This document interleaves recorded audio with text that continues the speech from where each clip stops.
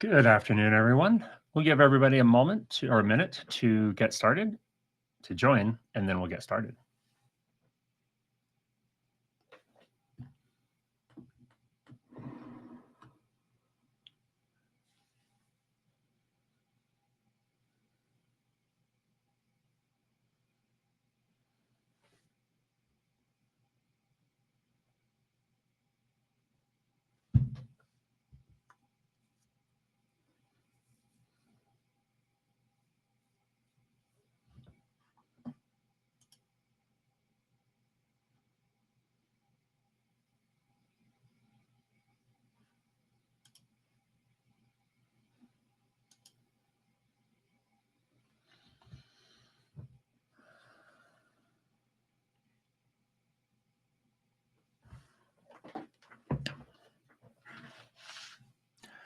All right, welcome everyone to the VCF Networking Deep Dive presented by 27 Virtual. My name is Brandon Neal. I'm a senior engineer with 27 Virtual. Really quick about me, I used to work for VMware. I was a network escalation engineer for 5 years. And for the last 12 years, I've worked as a VMware certified instructor and consultant with a primary focus on NSX. 27 Virtual is a enterprise data services or services provider focusing. We're a VMware partner, and we have offices in the North America and Europe. All right, so let's get started. So in this presentation, we're going to go first over NSX so that we have a better understanding of how NSX works. And then we're going to get into how NSX works in VMware Cloud Foundation. So NSX provides for software-defined networking. And there's a couple of tenets to software-defined networking that are important for us to understand. The first one is an abstraction from the physical. We are creating a layer of separation between our logical networks and devices that are created with NSX and our physical switches and routers that are maintained by the data center team. This allows for either side, the networking team supporting the logical through NSX or the networking team supporting the physical, to make changes to that environment. And as long as they meet a couple of cornerstones, everything is still going to work just fine. NSX has a centralized management plane. This is going to consist of 3 NSX managers. We have 3 to provide for redundancy so that we can tolerate any one of them going down and we'll still have a quorum. The management plane, that is where we'll connect in as a user or through the API. All of our configuration is done through that centralized management plane. And then we have a distributed control plane. That is going to consist of our ESXi hosts and our edge nodes. And I'll explain what an edge node is here in a little bit.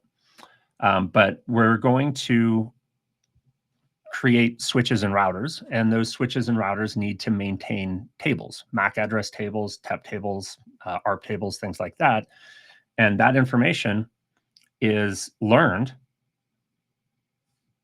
at our ESXi host typically, communicated up to the central control plane within the NSX managers, and then communicated down to all of the other nodes so that across our entire distributed environment, we all of the devices have the same information so that they understand how to get traffic to any destination, either through a switch or a router. And then finally, we have our distributed data plane. And the data plane also exists on our ESXi hosts and our edge nodes. And that's when we actually move traffic from a source to a destination. And we'll talk about how the data plane works here in just a moment. So when I'm doing a design for NSX or working on NSX, I think of it as 3 separate networks. This is where that abstraction comes into play, right? Between these two here. We have our overlay or logical networks. This is where our virtual machines live, and they will be connected to segments. And we can have, of course, multiple virtual machines connected to a segment. The segment is just a switch. It memorizes MAC addresses and sends traffic to the destination MAC address. To get from one segment to another, we'll utilize logical routers, and those come in 2 flavors: a tier 0, which is our connection to the external, and a tier 1, which is our tenant router. Tier 1s are not, strictly speaking, always required, but you will see them in most deployments. The standard MTU for the overlay network is going to be 1500, which is the standard MTU for Ethernet. Then we have our underlay network. This is how we connect our ESXi hosts to each other. And that's going to be through VLANs. So now we're talking about physical VLANs on our switches. And that'll be connected to a physical router. Now, at some point, we have to pierce the abstraction layer between the overlay and underlay if we want to be able to communicate between virtual machines that are living on different ESXi hosts. And that happens through Geneve. That's the encapsulation protocol that we use. And that is going to create TEPs, a tunnel endpoint, on each of the ESXi hosts. And that's how we get our traffic from one ESXi host to another ESXi host so that we can communicate between virtual machines. Now, because we're doing encapsulation, this is going to require that we have a larger MTU on our physical and on our underlay environment. VMware's recommendation is 1700 MTU. Don't actually use all of that at the moment, but Geneve supports variable length options, so it can potentially grow over time. So the recommendation is 1700 or more, right? We can be using full jumbo frames and that'll work just fine. It just has to be at least 200 larger than whatever we're using in our overlay. Now, I like to think of a third network in this environment, which is the external network. Technically, these two are exactly the same thing, but there is one important difference. This is where we communicate from our tier 0 router gateways to the physical router. And at this point, our traffic is unencapsulated, right? We're no longer using Geneve. So now our MTU is 1500. And that connection, we can support BGP and OSPF and static. All right, so that's the 3 networks that we'll think about as we're talking about NSX. The next thing that is important for us to understand is exactly how software-defined switching works and how it's different from our more traditional or legacy switching environment. In a legacy environment, if I create a port group on my ESXi host, and let's say it's on VLAN 10, and I want to be able to communicate from VMA to VMC on another host, I have to talk to the networking team, and they have to create that VLAN 10 down here.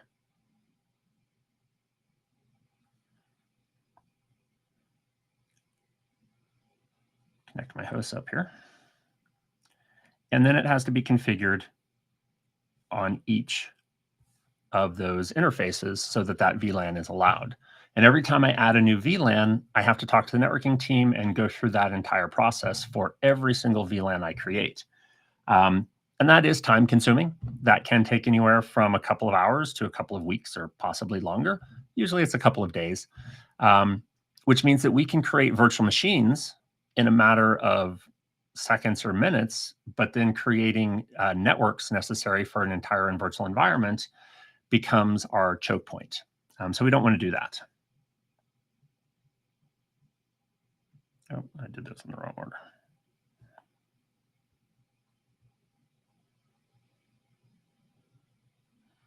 So instead, what we're going to do is we're going to introduce NSX Manager and a interface. These are just VM kernel interfaces, just like we use for management, vMotion, things like that. And we're going to call those TEPs, or tunnel endpoints. And now we're still going to have to talk to the networking team, but we only have to talk to them once. We need to create a transport VLAN. And that is going to provide connectivity between our TEPs. And this can be layer 2 or it can be layer 3. So we can route between the TEPs. We'll see how that works here in just a moment. And that's the last time we have to talk to the networking team.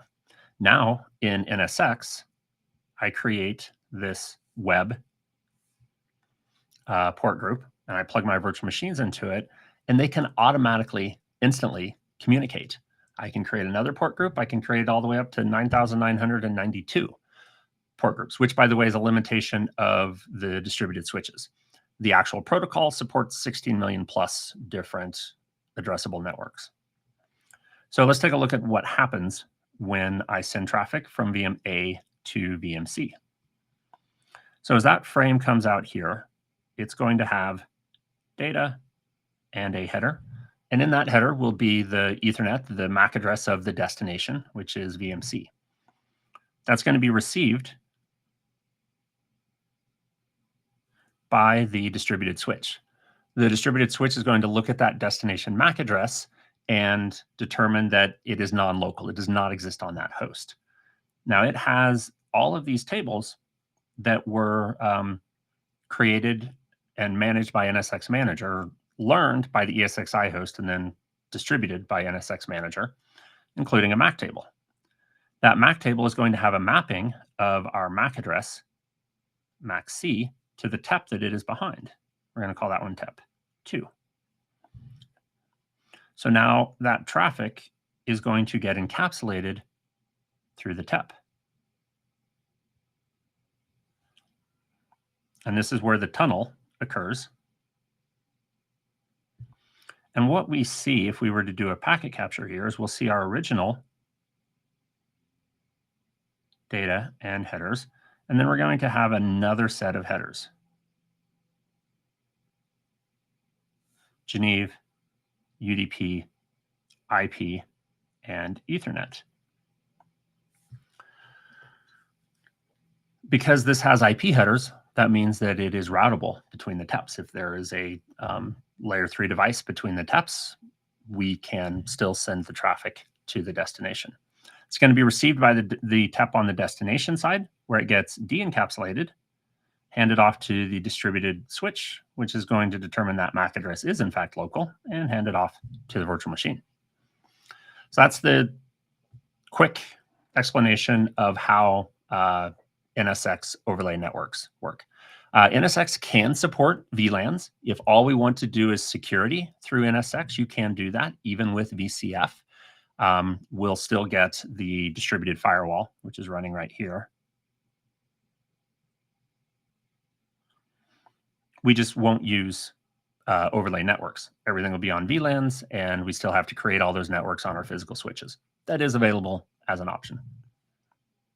Now, at some point, we're going to want to communicate between those networks and out to the rest of the world. And that is going to introduce 2 new components for us. The first is our distributed router. The distributed router is going to live on every transport node within our NSX environment. So that's ESXi hosts and edge nodes. We'll get to edge nodes here in just a moment. Once again, NSX Manager is going to maintain all of the tables as part of the control plane, and those are going to be pushed out to all of those instantiations of the distributed router. Our virtual machines are going to have one of the interfaces on the distributed router as their default gateway. Now, that distributed router is basically a router on a stick.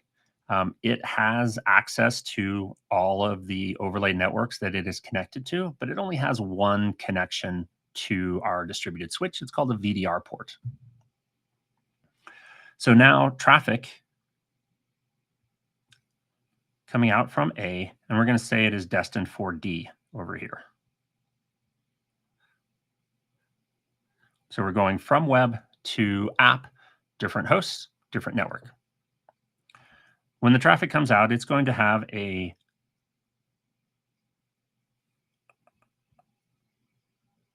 source IP of A, destination IP of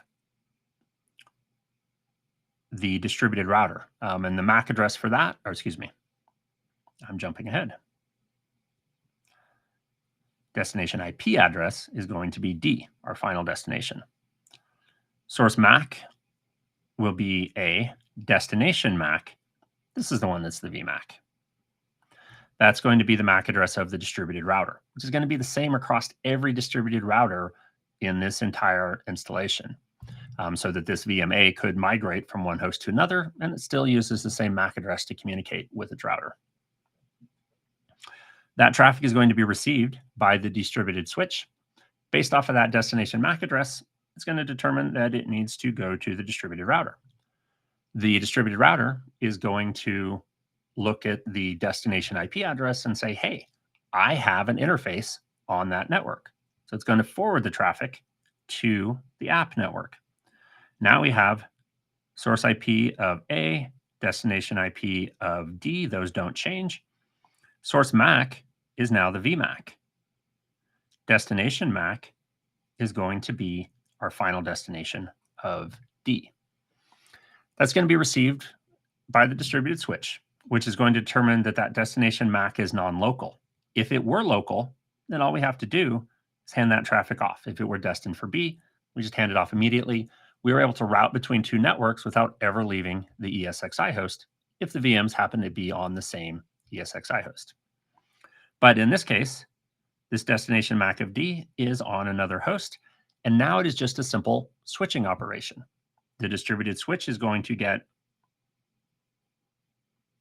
from NSX Manager that MAC entry, determine that it is behind TEP2, and now it is the exact same process that we just saw a moment ago.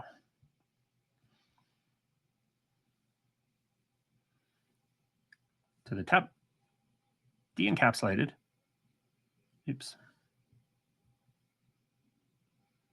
hand it off to the distributed switch, and then hand it off to the VM. Now there's something that is very important to note here. So we have that inner frame, header and data, and then we have the TEP header, which includes Ethernet and IP and UDP and Geneve.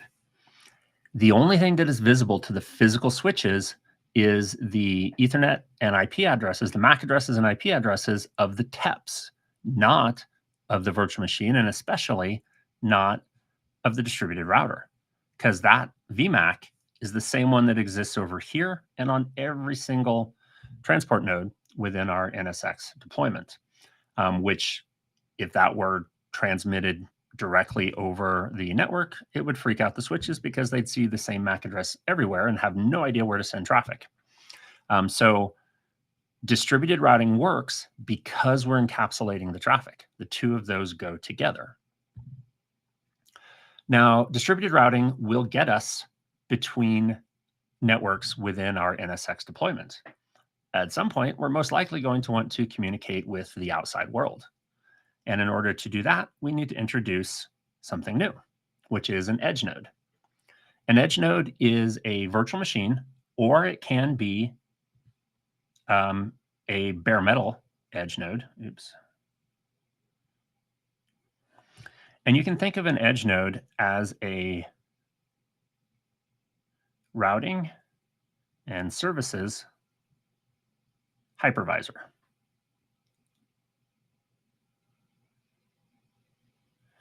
It has a distributed switch. It's called an NVDS, but it's still a distributed switch. It has a TEP. It has a distributed router. All the same stuff that all of our ESXi, which are hypervisors as well for virtual machines. In addition, we can run services on there, things like DHCP, VPN services. That's beyond the scope of this discussion, but those would also be running on our edge nodes. The other important component that's running on here is a service router. Now, a service router is centralized. It exists on a single edge node. It has an interface and an IP address and MAC address that exist only on that edge node. Now, we'll typically be running the edge nodes in at least pairs, possibly up to 8, so that we have redundancy, but each one has its own separate service router with its own separate interfaces and MAC addresses, so that we can now connect to VLANs, because we cannot connect distributed routers to VLANs, right? Because of the whole MAC address needs to be encapsulated thing. So if I have virtual machine B here, and it wants to communicate with the outside world, it's going to start off exactly the same as before. Its first hop is still going to be the distributed router, but now the distributed router is going to look at that destination IP address and determine I don't have a connection to that network. I'm not directly connected to it. So it's going to do what all routers do, and it's going to forward it upstream. In this case, that would be to the corresponding service router. So that traffic is going to come out on a new network that is automatically created that connects our distributed routers and service routers. It is also an overlay network. So it's going to get encapsulated through the TEP. And this time, oops.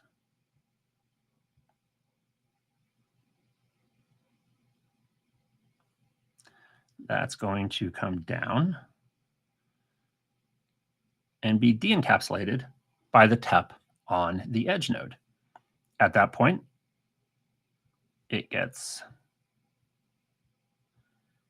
handed off to the service router, which has an interface on a VLAN. And then it goes off to wherever is the final destination.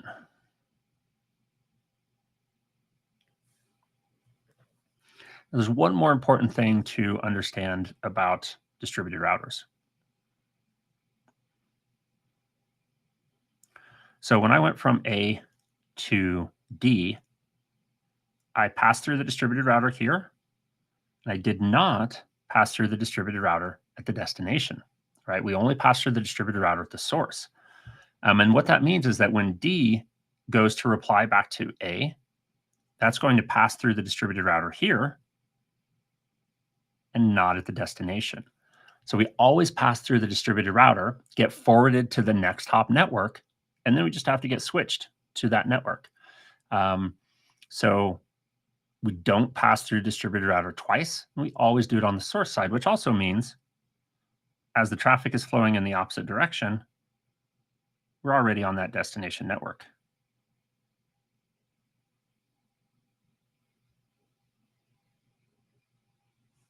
And we're going that way versus that way.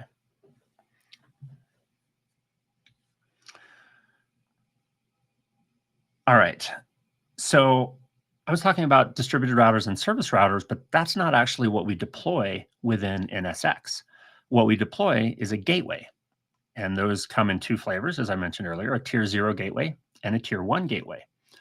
Those gateways consist of both a service router and a distributed router. The tier 0 gateway has the ability to do uplinks, and those can be BGP, OSPF, or static. So that's often referred to as the provider gateway. The tier 1 connects to a tier 0. So we have a link there, and there can be multiple. There can be multiple tier 1s that are connected off of the same tier 0.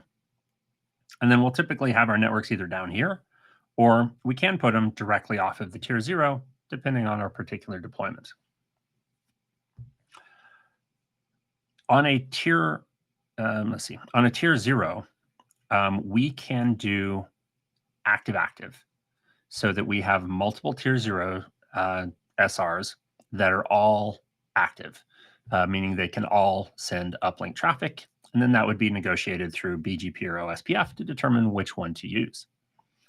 We can also do active standby, where only one of them is active, and then the other one is just sitting there waiting. So, and there's some stateful services that you can only run in an active standby configuration, although these days, most even stateful services can be run in active-active.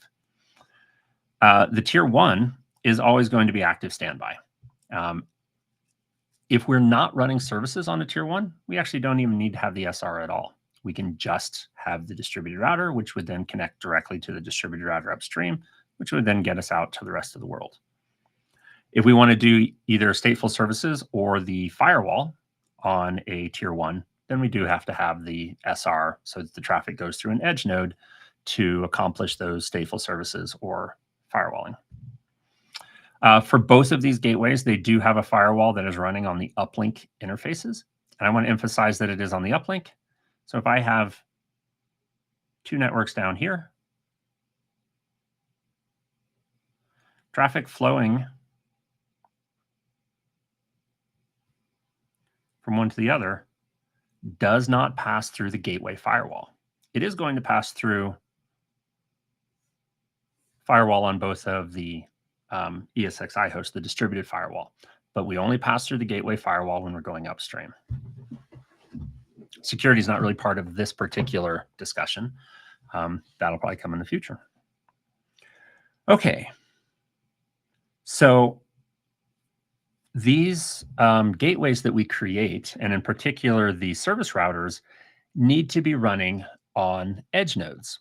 And we put those edge nodes into a cluster, which again sounds an awful lot like an ESXi hypervisor. So that whole routing and services hypervisor is a really good analogy.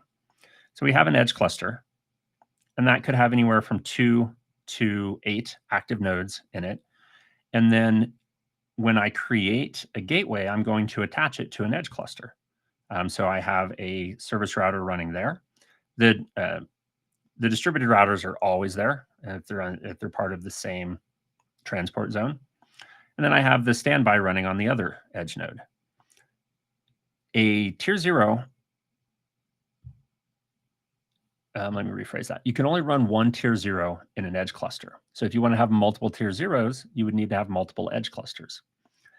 Tier 1s can share an edge cluster, either with a tier 0 or with other tier 1s.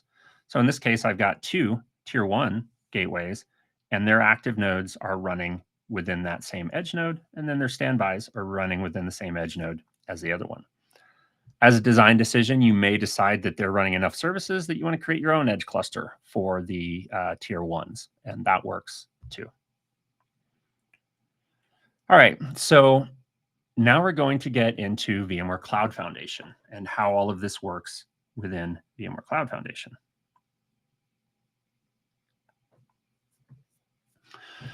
So when we deploy VMware Cloud Foundation, we're going to need to create several different networks, and these are going to be networks that exist on your physical switches. We're going to have 2 management networks. There's one for virtual machine management, which is going to have your vCenter, your SDDC manager, and your NSX manager connected to it, all of your management virtual machines. Then we're going to have one for host management, and this is going to be connected to VMK0 on all of your ESXi hosts. And those 2 need to be routed. They need to be connected to each other so that vCenter can talk to the ESXi hosts. We're also going to have a vMotion network, just like we would in any vSphere cluster, to allow for vMotion traffic between the virtual machines. In most cases, that network does not need to be routable. There are a few cases where it may need to be routable that we're going to talk about here in a moment. We're also going to need to have a vSAN network for our storage. Same as vMotion, that's going to connect to all of our ESXi hosts, but it doesn't need to be routable in most cases. Now, those are kind of traditional networks that we need. In addition to that, we're going to need that VLAN that is going to connect up all of our TEPs on our ESXi hosts.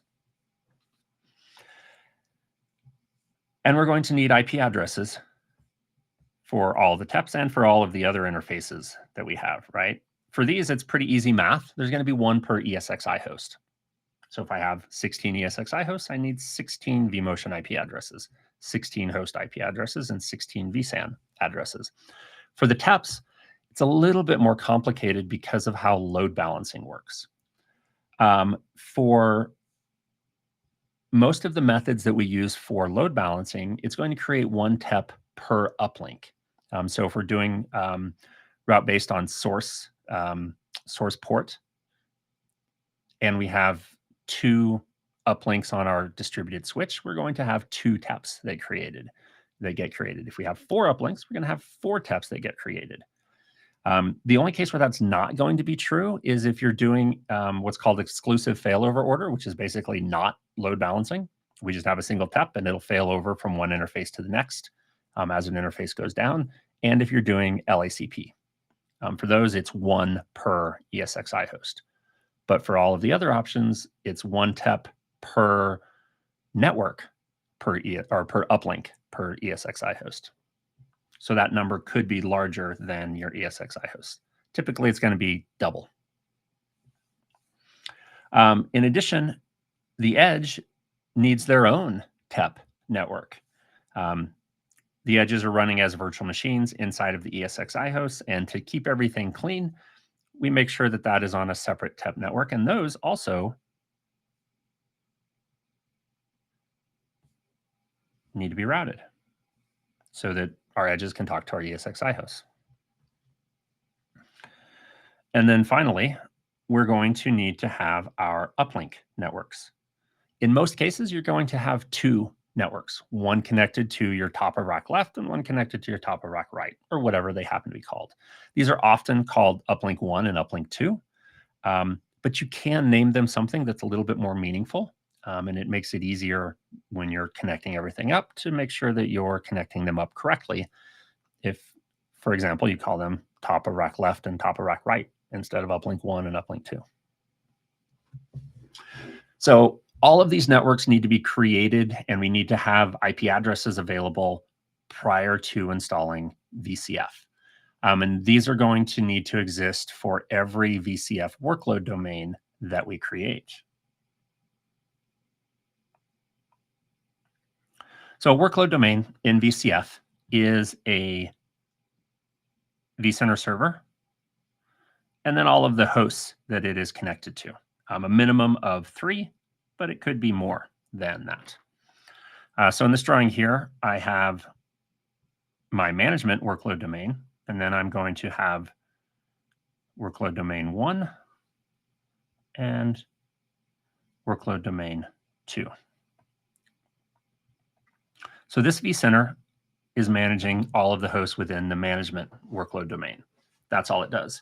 This NSX manager, 3 of them actually, are connected to all of the hosts within the workload, within the management workload domain. So those are used exclusively for the management workload domain. When I create an additional workload domain, we're going to deploy a vCenter server. It's running in the management workload domain, but it is connected to all of the ESXi hosts in my workload domain 1. When I create workload domain 2, same thing.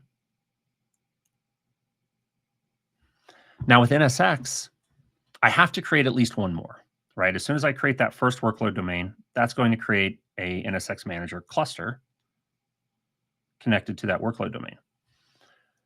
And that's going to allow for me to create networks that exist within here.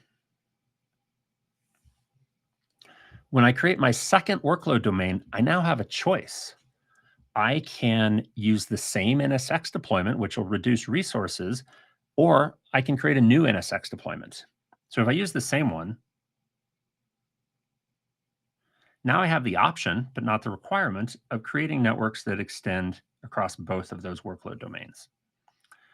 If I wanted, I could create a separate NSX, and then I would have to route from one workload domain to another.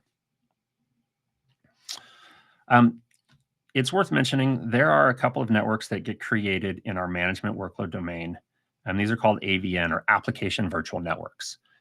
These are networks that are used by ARIA, formerly vRealize Suite, which is also running in here. And there's two networks that get created. There's a local and a regional. The local is for all of the ARIA components running in this environment. And then the regional can be connected to other VCF deployments if we want to extend components. As far as edge nodes, our management workload domain is going to be two edge nodes running in here. And that's what our application virtual network's connected to. The other components, SDDC Manager, vCenter, and NSX Manager, those are all connected to those VLANs that we talked about up here. When I deploy another workload domain, I'm going to need to deploy edge nodes for that.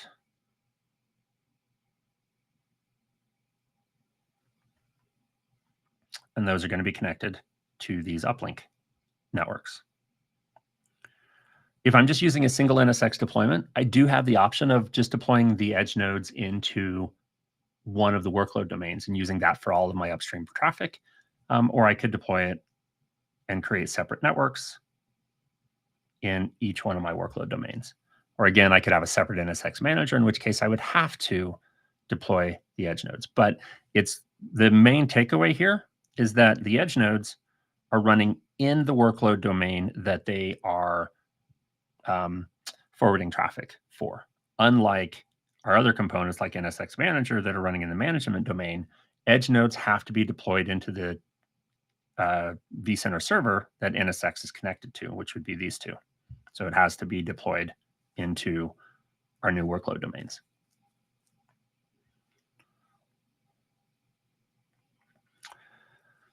All right, so now we're going to take a look at some extended scenarios within VCF. So the first one we're going to look at is stretched clusters. Stretched clusters allow for us to create multiple availability zones. And these have to be less than 5 milliseconds apart. So we're talking about metro or campus clusters or campus availability zones in this situation. Within each availability zone, we're going to have our separate top of rack equipment and upstream routing, and all of that is going to be separate for each availability zone. Some of our networks have to be stretched between those availability zones, and that would be our management networks. So that's host and virtual machine management, because those VMs need to be able to run on either side of the stretched cluster. Our edge TEPs need to be stretched so that our edges can run in either cluster. Here I have them both within a single availability zone. They could also be split. I could have an edge node running in each with local uplink capabilities. And typically that would be in an active and standby configuration. And in that scenario, all traffic is going to be egressing and ingressing through one of the availability zones. But it does mean that in the event of a failure, this one is going to near instantaneously, possibly sub-second, or at least a second and a half failover before we can start sending traffic out the other availability zone. So that is one advantage of having them split active standby across our two availability zones. In order for that to work, our uplinks also need to be stretched across the availability zones. Now, our three other networks, our host TEPs, vMotion, and vSAN, those don't have to be stretched, but if they're not stretched, then they have to be routed so that we have vSAN communication between the two sites, and so that we can do vMotion, and so that our VMs can communicate through the overlay networks. all three of those networks have the possibility of being routed. As I mentioned earlier, in a lot of cases, we don't need to route them. If we're just in a single site, or if we have stretched networks for them across the availability zones, they don't need to be routed.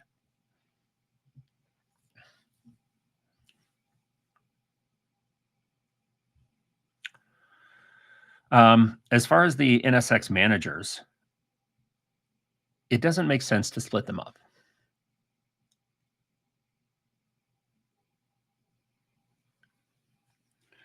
Because I've only got 2 availability zones. If I had 3, maybe it would make sense to split them up, but you can't do that with vSAN, so it doesn't matter.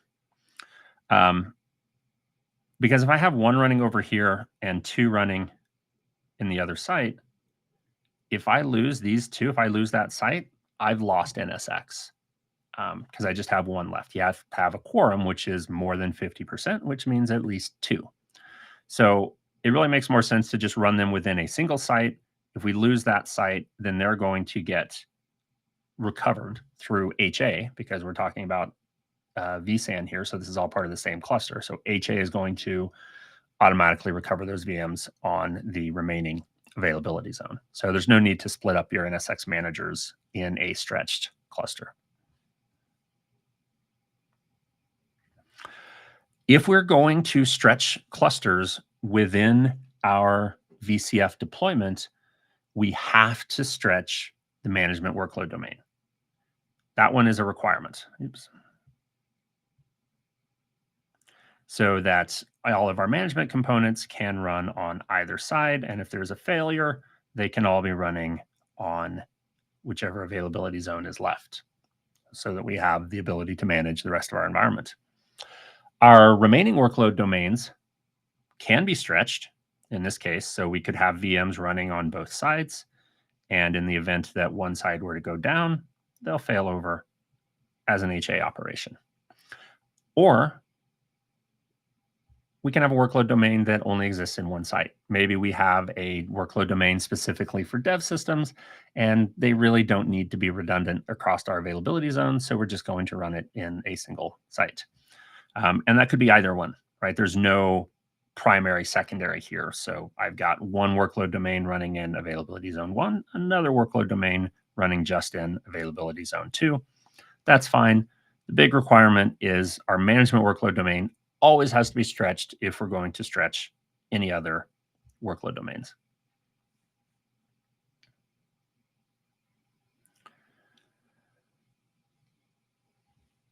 And that brings us to extending a little bit further. What if we want to have multiple sites that are further apart than 5 milliseconds? We can no longer do vSAN stretch clusters, but we can do NSX federation. So NSX federation allows for us to have multiple locations, each with their own NSX managers. And now we're going to refer to these as local managers. There is no difference between a local manager and the NSX manager we have installed in a single site. They're the exact same deployment of NSX. What's different is that now we're going to have a global manager. The global manager does not contain any control plane information. It is just policy. It's just how we do our configuration. So as an end user,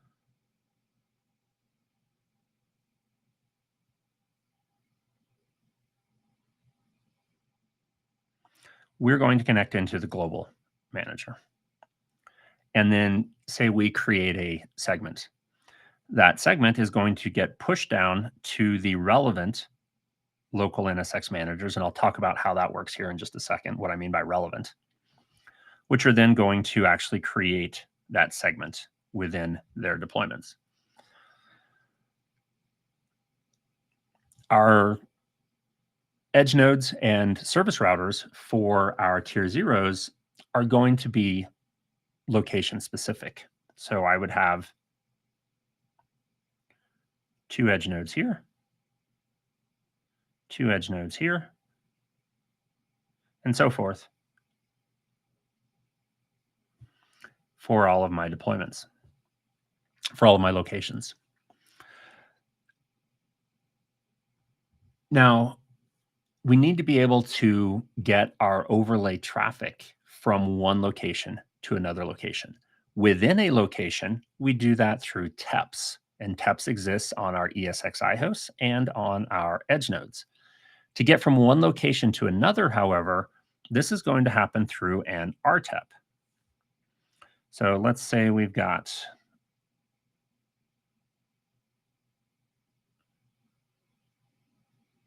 ESXi 1 and 2. And then over here we have ESXi 11 and 12. Those are going to have TEPs.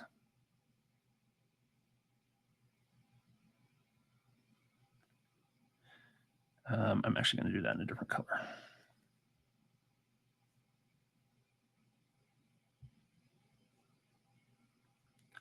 Just to emphasize that there are actually 3 separate overlay networks that get created here.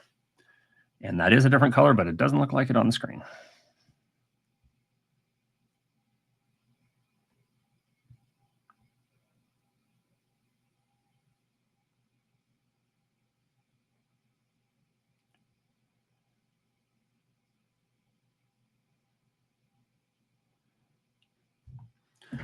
All right, so if I have traffic that is going from a VM on ESXi 1 to a VM on ESXi 2, and we've created a logical segment that is extended across the entire environment. We'll talk about how that works here in just a moment.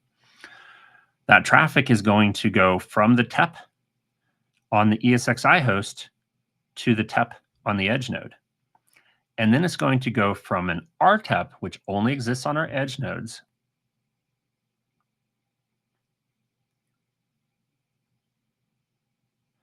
to an RTEP on the edge node of the destination location. And then it is going to get de-encapsulated and re-encapsulated to get to the destination ESXi host. So we have 3 separate Geneve networks that are used for getting that traffic from an ESXi host in one location to an ESXi host in another location. And the key to that is that the traffic flows through the edge nodes to go from one location to another through something called an RTEP. There is one thing special about RTEPs from regular TEPs, and that is that they can do fragmentation.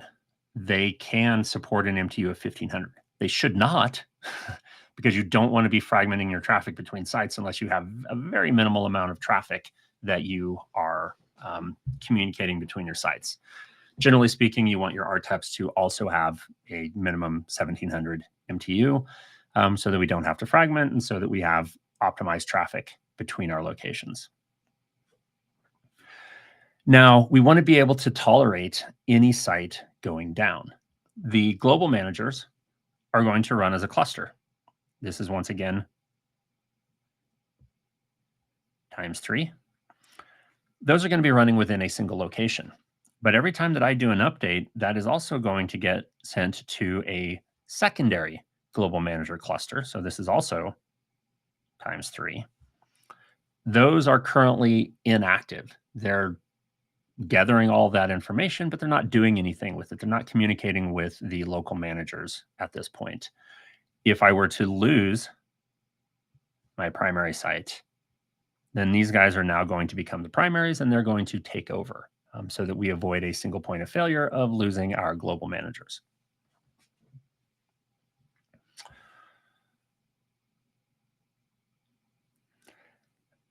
Now, networking and federation, we could do a whole other hour just on federation networking, especially routing, and we probably will in the future. But for now, I'm going to give you an approximate 10-minute rundown on how networking works with NSX Federation. So I just got 2 locations in this one to sort of simplify our diagram. We can have tier 0s and tier 1 gateways that extend all the way across both locations. In order for that to work, they need to have edge nodes in each location.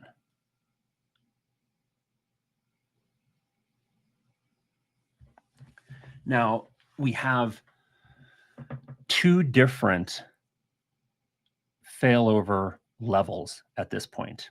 We have the failover within a location, and this can be either active, or it can be active. I'm going to do it off to the side here. Active, or active standby.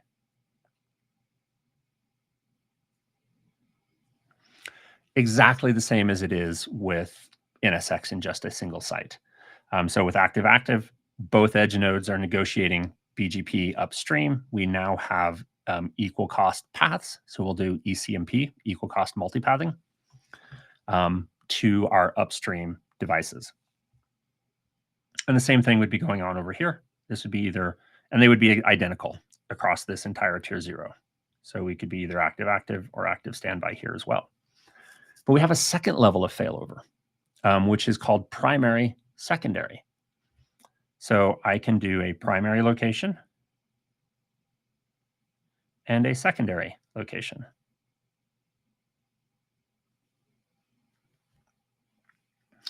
Now, if we're doing primary, secondary, that means that all traffic is going to egress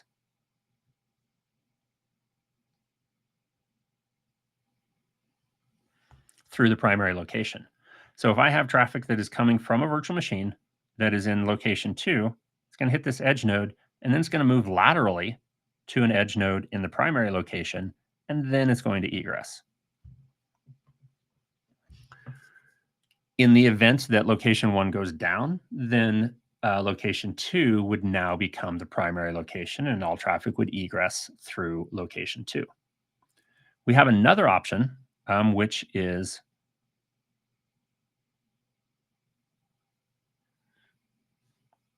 I'm going to duplicate this slide. Give me 1 second here. All right, so that's the one we talked about.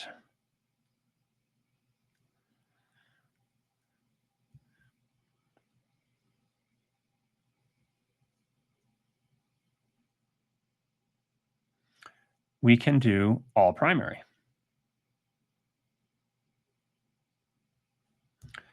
So now,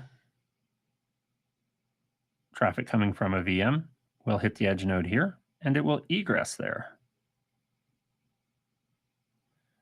Traffic coming from a VM over here will hit the edge node there, and it will egress there.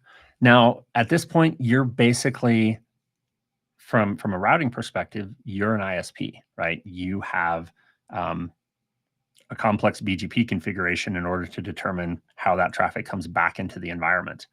And it's entirely possible that traffic could come in here destined for a VM that is on the other side, because this is all on one segment, right? So that entire IP address range is being advertised by all of those edge nodes. And then it would have to, again, move laterally and then to the destination, to the destination VM there.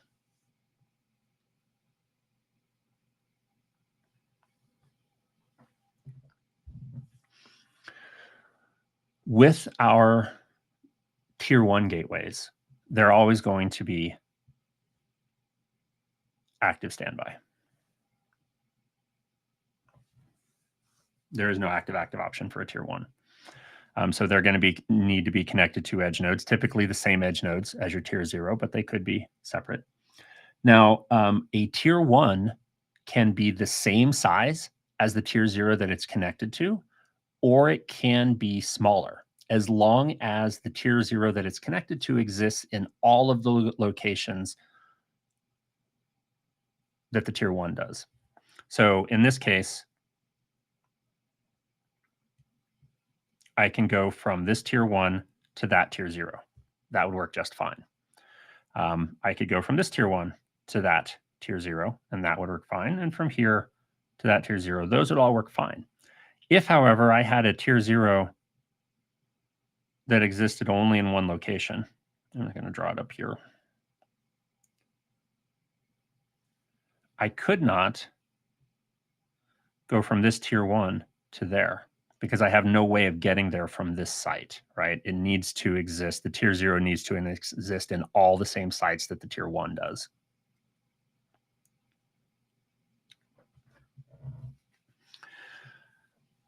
So how do we determine the scope, as in how many locations a segment exists in?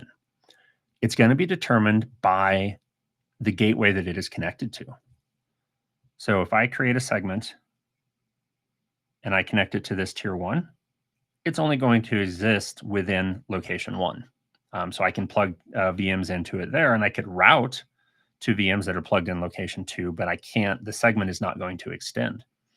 If I create a segment,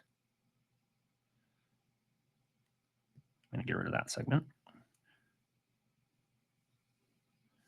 and I connect it to this tier one,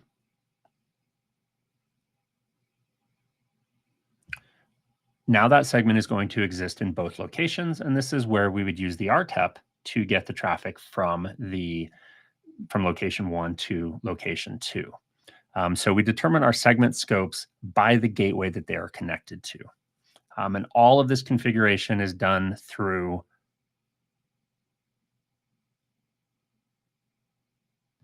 the global manager. So for any gateways that we want to create that we want to exist across every environment, or even two environments, anything more than a single environment, we always have to do that configuration through the global manager.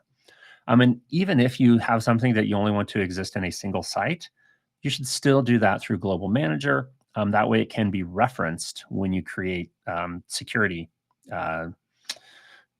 groups.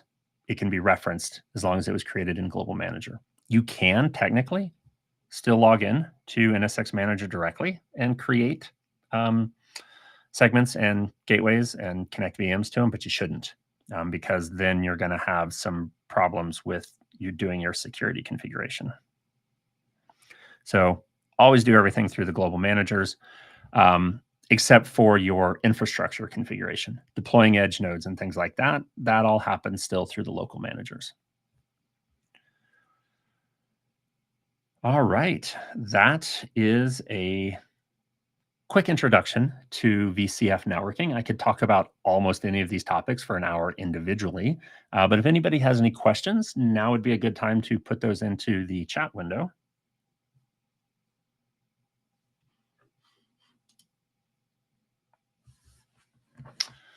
Otherwise, thanks for hanging out with me for an hour to talk about networking. And we will have upcoming presentations on other VCF topics, and I will probably be doing some of the networking ones in the future as well. By the way, if you do have any questions about this that come up after the presentation, you can contact me directly. It's brandon.neil, N-E-I-L-L, 2 L's in my last name, at 27virtual.com. Wow, I managed to time that remarkably well. It's hard to hit a presentation within an hour, so I think that was pretty good. All right, I am not seeing any questions come in, but you guys have 2 minutes.